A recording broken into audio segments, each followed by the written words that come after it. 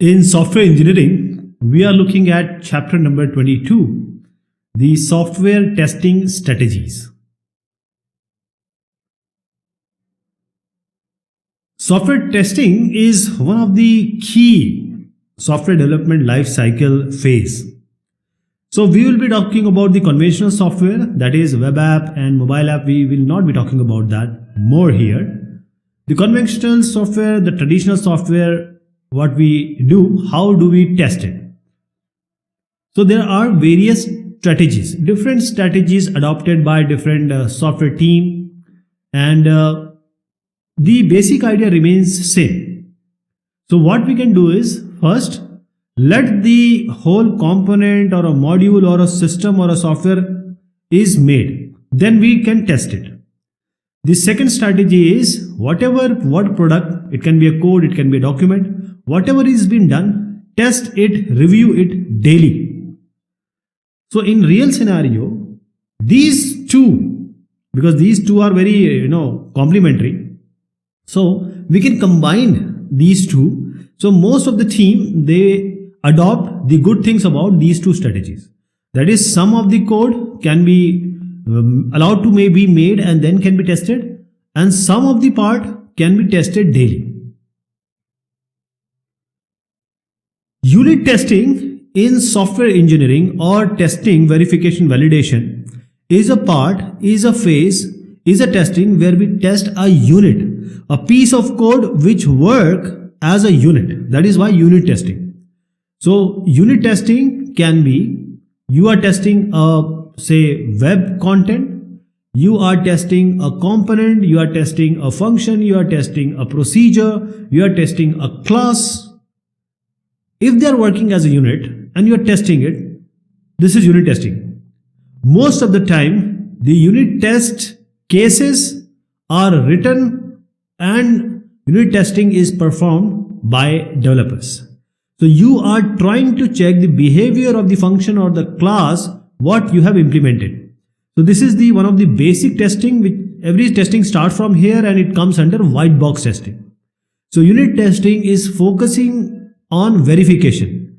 That is, you want to test whether your software component or a module is working fine. The coding, the part, the construction you have done is what you have intended.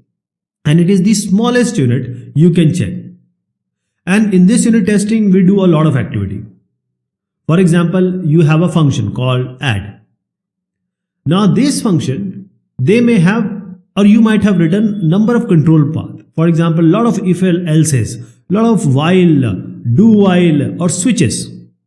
So there can be multiple control paths. In unit testing, all these control paths should be at least once be traversed. Okay? And second thing is boundary value testing. That is, for example, you have given 0 to 100. This is what you have to enter. But if the user enters 101, what will happen? So this is the boundary.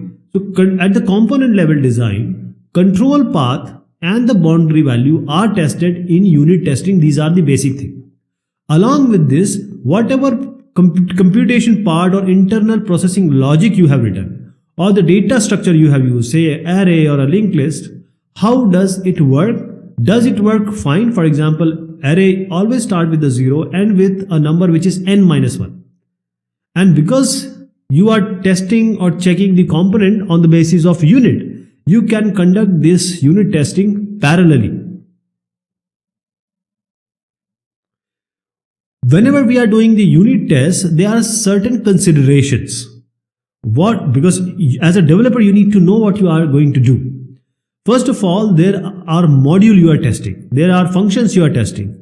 And these modules are not working independently. They are going to work with some or the other component or the module. So the module interfacing is very important. How the data is going out, how the data is coming in. So as a program unit, the data inflow and outflow has to be tested. So interface has to be checked properly in unit test. Then whatever data structure you have used, because in a module or in a unit, you might be using the data structure which is local data structure. So you are using linked list or a stack or whichever. the data which is stored here or the data which is manipulated here should maintain its integrity. It should not be manipulated by itself. Then, because in a unit there can be multiple control flow path, it can be if else, it can be do whiles, it can be switches and many more. So all the independent paths should be exercised at least once, should be checked at least once to ensure that all the statements in a module have been executed, have been tested at least once for the expected result what a developer is expecting. So these are different paths. Every path needs to be checked. The next part is the boundary value. Boundary conditions are always there because we want to limit or restrict the processing. For example, angle. Say example of latitude or longitude. Say example of latitude. The latitude always varies from 0 to 90 and 0 to minus 90. Okay, from the 0 equator to the north pole 90, to the south pole it is negative 90. If someone is entering 91 or 89.9, this boundary, because most of the software or the code fails at boundary conditions. So now this, whatever is happening, good is good. But if some error is there, some problem comes or user doesn't choose a scenario which the developer is expecting, there has to be some error handling also. So this error handling path also need to be tested. The error handling should be checked for error, and data flow across a component interface should be tested. If the data is not entering and exiting properly, the other tests are simply a moot. They are controversial. They are not to be believed. So interfacing the data going out and in, this is the basis of your unit testing, because ultimately this unit is going to be tested with other units. So the local data structure which you have used, it may be possible that when you combine it, when you go with it, there can be global data which may have some impact on the local data structure, and that need to be exercised, that need to be executed as a part of a unit test, right? So local data structure along with the global effect, this is also a part of your unit test considerations. The test cases, what you will write, what you will put here, these are designed to uncover errors due to certain erroneous computation. For example, if you have written A greater than B, maybe you should have written A less than B. So there can be incorrect comparison, there can be improper control flow. If you want the control flow to be like this, you have actually written in another way. These are the basis of the test cases for a unit test. Let me tell you: interface checking, local data structure, boundary conditions, independent path, error handling path. These are all the part of your unit test considerations. This is how you write the test cases. As I said, in unit test, boundary value or boundary conditions are very important. So boundary testing is one of the most important unit in unit testing, because software generally fails, your code will generally fail at the boundaries. For example, this is an array. Now, if you want this array, how are you going to define ARR array or some name and then 100? Now this 100 is seen. Now you will be tempted that 100 should be used somewhere or maybe. But the array, it always starts with the 0 and it ends with 99. 100 will never be reached. What if someone or your program tries to access 100 or 101 or value which is beyond the scope of this array boundary? Okay, so that is the problem. That is, we need to check at the boundary. Most of the time, the repetition of loop, sometimes you are accessing the loop. You know that the loop should be like this, but maybe because of some error, you have exceeded the loop. So the number of times the loop is working properly, it is okay. When it goes beyond the scope, there will be an error. So the maximum or minimum allowable value, whenever it is encountered, it should be checked. I'll give an example. If you are entering an age and the limitation is 21 to 65. So there can be multiple test cases you are going to write. Invalid test case, if somebody puts 20, there will be an error and it should show the error. Invalid test case should be 66 because it cannot go beyond 65. And the valid test case is in between them, like 21, 22, 65, 64.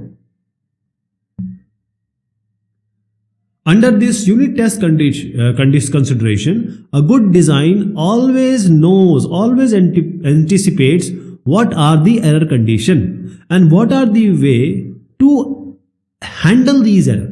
So there should be, normal code should be also included with the error controlling path. For example, 21 to 65. If your age, say, is, I'll just writing a code to check. The age is greater than 21 because 21 is included, so we'll put a equal also. Or you can write and also. Age is less than 65 because this 21 and 65 are inclusive, we will put a equals to sign also. Now this is a valid condition. But there has to be some error controlling also. If this is not done, what you are writing in error, in else, what you are writing, that needs to be checked also. Because the error should be whether something goes wrong, it should be going to the reroute you have written, and the program should terminate very clearly whenever the error occurs. Because error is not about about retry done blue screen. It's all about handling it properly. So Jordan says it as anti-bugging. Anti-bugging is all about identifying the error location, analyzing the actual error, prove the analysis, and cover the lateral damage. Because error may create damage, you need to cover it also. That is anti-bugging. The code which normally does like this, good code. So if error handling paths you have implemented, the error has to be tested for its own error. So potential error to be tested when error handling is evaluated. Whenever you are testing the error handling, what can be the error in error handling? What are the potential errors? See, I'll give you one by one. Sometimes the error described by a developer is unintelligible. You cannot understand what the error is. Error noted does not correspond to error encountered. With the error is coming is not at all the error you know that it ought to come. And the error condition causes system intervention prior to error handling. That means this error is not achieved before that some error has come. An exception condition processing is incorrect. You wanted to handle something else, but you have done something else. Error description does not do anything to assist the location of the cause of the error. It's all about finding the error. So if you're not able to locate, there's no point.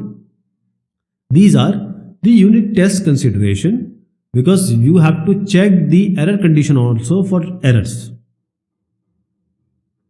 Under the unit test procedure, unit testing is considered as an adjunct, as a help, as a party to the coding step. That is, whenever you are doing the construction, the unit testing is a part of it. They are considered to be adjunct to each other.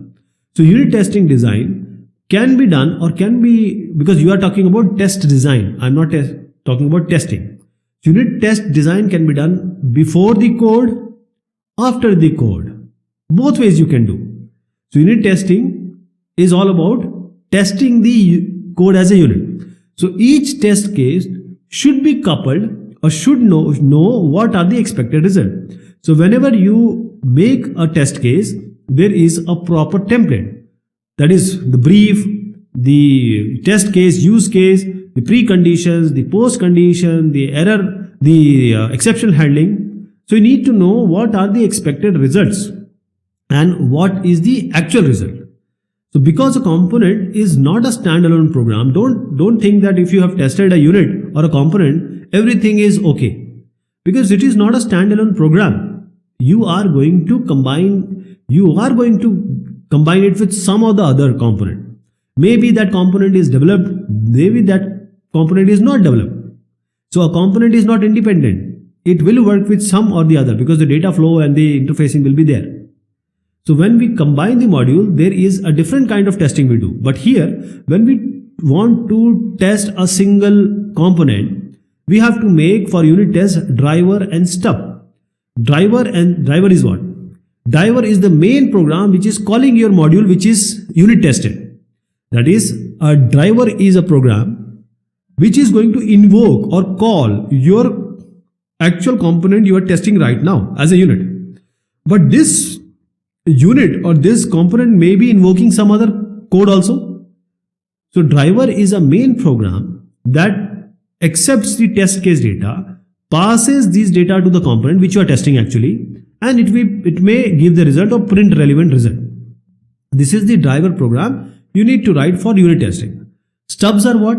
These are dummy sub-modules or sub-program, because these are the sub-program which are being called by your module being tested. So these are the modules that are subordinate or invoked by the component you are testing. So driver is the main program calling your module, and your module might be calling some other code which is the stub, right? So this driver and dummy are very important, and these are overheads because they are not doing any other work, but you are writing it in order to check a unit, a component or a module. So both must be coded, need to check for unit test, but you need to remove it before delivering the software. See, many components you may not be able to unit test because the making of overheads, driver and stub is not so easy. You don't want to make it either. So testing can be postponed. Sometimes the testing can be postponed until the integration testing, when the drivers or the stubs can also be used. Maybe you won't be using, or these drivers and stubs are already ready. But sometimes you need to postpone it also. Most of the time people make the driver and stub and then test their component. Integration testing. First of all, we have done the unit testing for a unit, a component or a module. Now we need to combine them and see whether they work in coordination, in collaboration together. So this is module 1, module 2, module 3. We have already done the testing, unit testing we have already done, but now we are combining them. When we are combining them, we need to test whether they are working fine in combination. A new person or novice, a new baby in the software field will ask you a question, definitely, or he or she will have this question in the mind. The question is, if these components you have already tested, they are working fine, why do you have a great doubt that when you combine them and then test, they will not work together? Why you have this? Because everything has been tested. When you combine them, why they are not working? Why do you need to test? The problem is interfacing. Because one dancer is very good, the other dancer has won the America's Got Talent, the one has won the Britain Got Talent, and other also is a super dancer. When they are dancing together, are they synchronized? Are they looking good? Are they dancing so that they get the prize?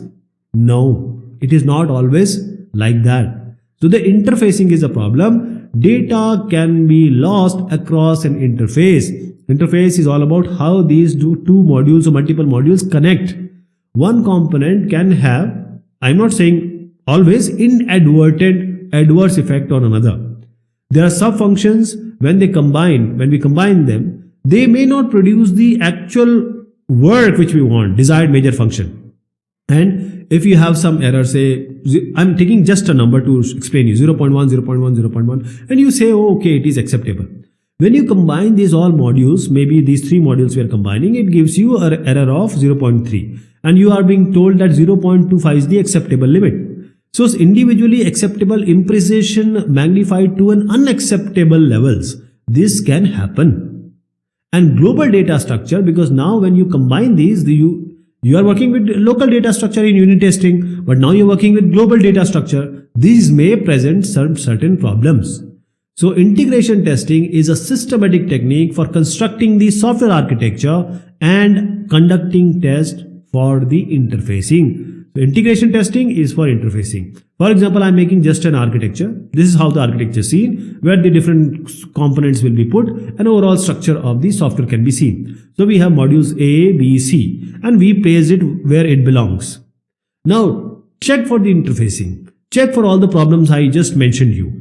Then it is integration testing. Individually they may work, but in a combined way you need to recheck. In integration testing, there can be 2 ways. most of the time in the initial era, people would combine all these units or modules or component together, one another, all combined, and then test them as a whole. As the Big Bang approach is the way to test the modules as a whole, not individually, not in a combined way, one by one. But you are checking, combining it, and you are saying we have integrated and doing the Big Bang approach. But there will be a chaos, because now the errors once you are encountering, the correction will be very difficult, because the problem where it has come, the location, the isolation of the cause is not even complicated. It might be impossible sometime because everything is combined. So the best way is to use the incremental integration. What does it mean? We take one module, combine it with some subordinate module, and then check for the integration testing. When it is done, we simply add one more or few more and then check for the interfacing and other problems we mentioned. So program is constructed and tested in small increments, because now here the errors are easier to locate, easier to isolate and correct. So interfaces are tested completely when you have the incremental way of adding the modules and then checking, components and checking. So this is a systematic test approach that may be applied, and this should be applied. Under integration testing, we will be talking about multiple strategies, top down and bottom up, that we will be discussing in the next discussion. Till then, thank you so much. Take care of yourself.